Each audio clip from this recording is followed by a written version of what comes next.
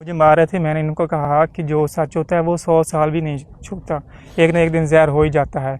आप थोड़ा वेट कर लें, आप सेफ सिटी कैमरे चेक करें, मुझे वहाँ ले जाएं।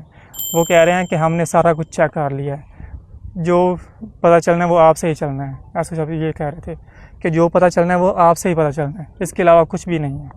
मुर्तज़ा साहब, सारा मामला तो क्लियर हो गया, लेकिन आपका मुतालबा क्या? मुतालबा सर मैं एक बयान तो कंप्लीट करने दें सर। चलो करना। वो ये कह रहे थे कि आपके अंदर से ही हमने निकालनी है, कि आपने कहाँ की है।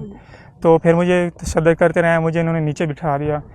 फिर जब मेरा मोबाइल चार्जर हो गया, ये मेरे पास ले आए, तो इन्होंने मुझे कहीं कॉल वगैरह भी नहीं करने दी। तो फिर इन्होंने मुझसे मोबाइल ले लिया, मोबाइल का लॉक, तमाम ऐप्स का लॉक जो SIM होता है वो इन्होंने मुझसे पूछा। मैंने एक बार पहली बार ही बता दिया, कोई ये नहीं कहा कि मैं नहीं बताता, ये ऐसी कोई बात नहीं की। तो फिर ये मेरे कज़न को ले गए, जो मेरा कज़न था ना वो भी साथ ही गया था मेरे, उसका भी इन्होंने बयान लिखवाया। फिर वो इसको ले गया है उधर सेफ सिटी कैमरों में, उसने फिर इनको दिखाया कि हम ये हैं। तो फिर जब आए फिर कहते हैं आप जो रोड क्रॉस करने तक तो आए हो, आगे वो रेस्क्यू वाले कह रहे हो कि आप उसके अंदर नहीं गिरे, तो आप बताओ ये कहाँ है। तो मैंने उनको बताया कि सर आप मज़ीद इन्वेस्टिगेशन करें, रेस्क्यू वाले से पूछें, उसके अंदर ही है।